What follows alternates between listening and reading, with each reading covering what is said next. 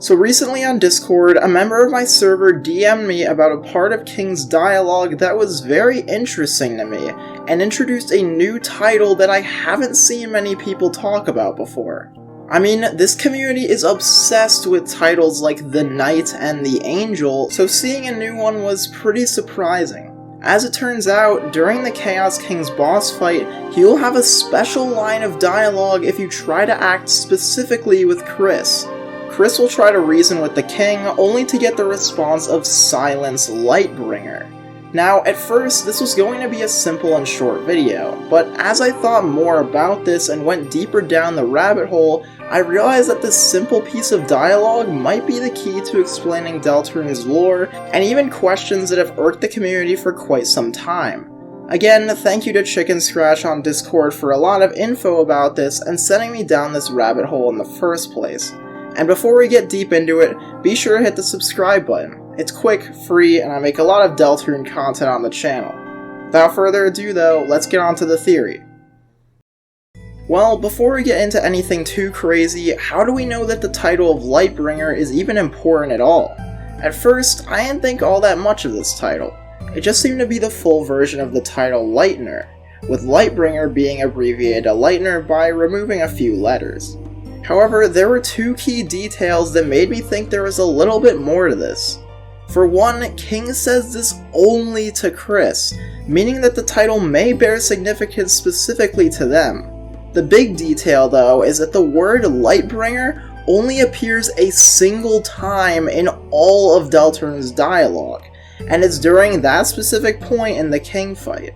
If it really were just the unabbreviated form of the title Lightner, then surely it would have been said at least one other time, considering how often the word Lightner is used.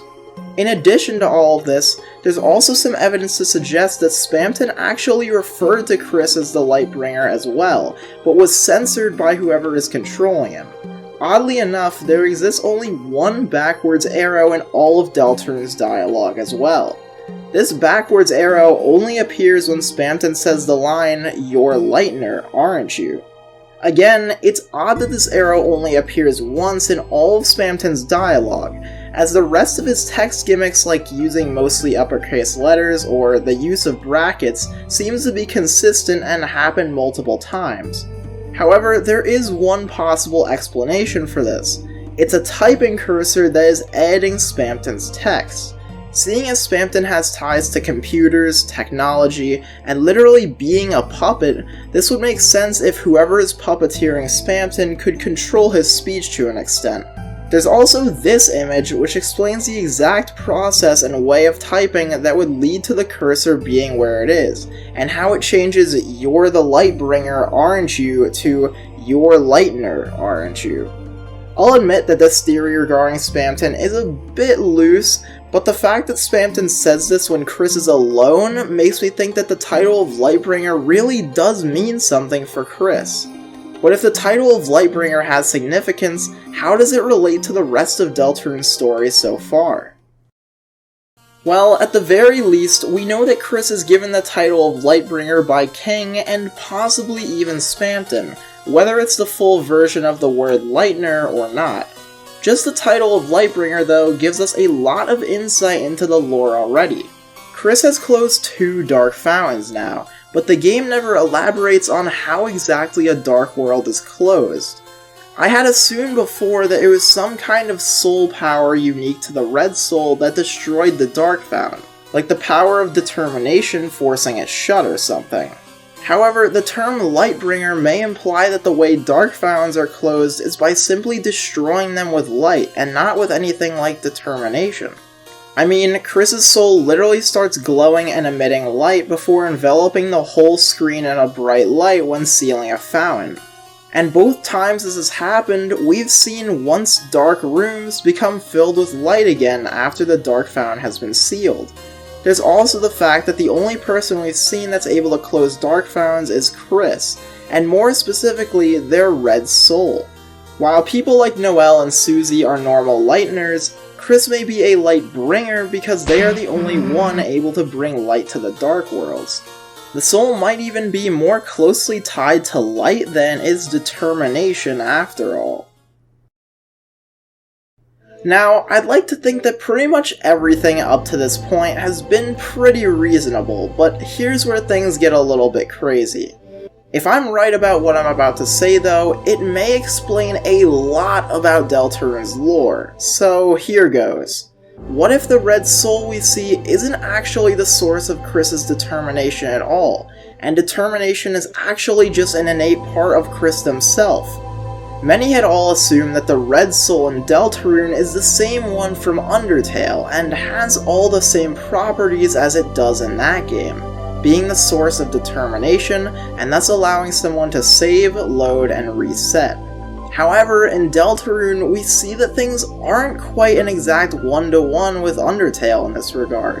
There's now 3 save files, the save points look different, and the save points don't even say anything about determination when you use them anymore.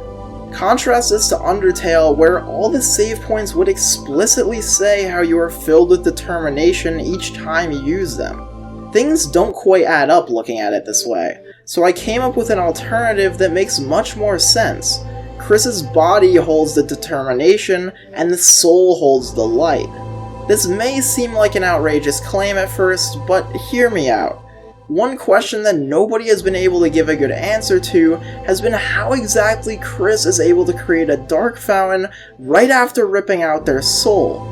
Queen states that determination is required to make one, so how would Kris be able to pull this off after ripping out the source of all their DT? Well, if Kris themselves is the one who has determination in their body and not the soul, then this perfectly explains how they're able to make a dark fountain without it. It would also explain why Kris still has the red eyes that may imply the presence of determination, even when they don't have the soul inside of them. Heck, it may even explain how Kris is able to still move around without a soul in their body. It's out of sheer willpower and determination that they're able to keep going on for a brief period of time without their container of life force. If that isn't enough, there's also the fact that Kris has a save point before we even start the game. If determination is tied to the soul and not Kris, then how can Kris create a save point before our red soul even comes into the world of Deltarune? Again, it's explained by Kris being the source of their own determination, unrelated to the soul. It would also make much more sense for the soul to have some kind of light power instead. Every time we see the soul itself do something major, it glows or shines. It shines its power onto Susie in order to cast Redbuster. It glows and fills up the area with light when sealing a dark fountain. And even in the Spamton Neo fight, it looks almost as if it glows when turning yellow. It may sound crazy at first, but it can't be denied that this would answer a lot of unanswered questions about Deltarune's lore, and might just be the key to figuring out the game's plot as a whole. Thank you guys so much for watching. I know that there are some points of evidence that go against my last little tangent there, but I think that overall this is the best explanation I can come up with for certain things surrounding Kris and Deltarune. Let me know what you guys think in the comments though, because I always love to hear different opinions on this kind of stuff. And if you liked the video, then why not subscribe? It helps out the channel a ton and I really appreciate it. I also have a Patreon and channel memberships if you want to help out the channel even more, and you can even vote on the next video I make with the Patreon subscription. With all that said though, thanks for watching and have a great day.